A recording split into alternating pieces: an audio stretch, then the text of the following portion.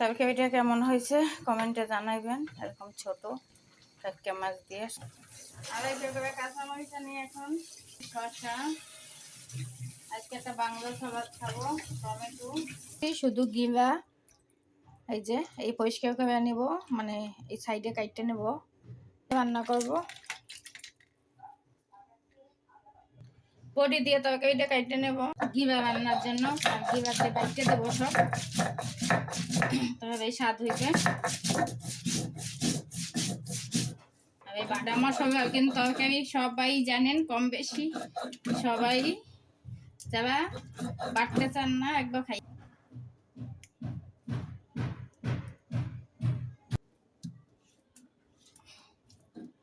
ওগুলো দিয়ে মাখাই রাখলাম, তারপর গ্যাস আইবে রান্না করব।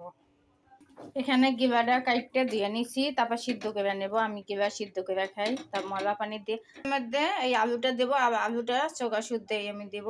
এখানে পেঁয়াজ নিছি রান্নার জন্য, আর এখানে ফুলকপি, আর এই ফুলকপিটা আলুটা কাটতে নিছি, টমেটো পরে কাটতে নেব। এখন এই যে রেডি করলাম, বান্নাটা কেমন হলো সবাই কিন্তু একবার অবশ্যই রান্না করব। দেখেন অসাধারণ কিন্তু ভাজাটা হইতে আছে। আস্তে আস্তে দেবো সব মিশিয়ে পানির সাথে, যে রসুন সব মশলা গলে দিয়ে দিছি, বসানো হইবে হয়েছে। এখন জলের পানি দিয়ে দেবো।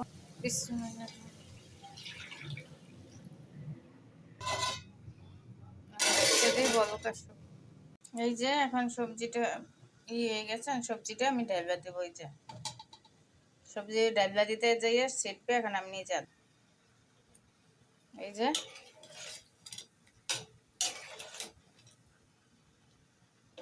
ফুলকপি কষাই নাই, জল ফুটাইয়া গরম পানি ফুটাইয়া সবজি বান্ধি। এই যে মাছটা দিয়ে দিলাম, ছোট মাছ দিয়ে মাছের কাটা কটা সব। এখন একটা তরকারিটা হইতে আছে, আর এখানে রুটিও ভাজতে আছি। এই যে ধনিয়া পাতা কাটতে দিচ্ছি, রুটি ভাজতে আছি। আর এসে এখন ধনিয়া পাতাটা দিয়ে দেব।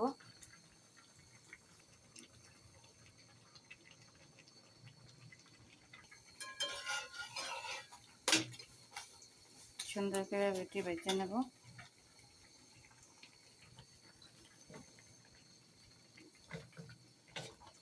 তরকারিটা কেমন হয়েছে কমেন্টে জানাইবেন। এরকম ছোট টাটকা মাছ দিয়ে সুন্দর মতন, দেখেন কত সুন্দর রান্নাটা হয়েছে, অনেক অসাধারণ কিন্তু হয়েছে। এখন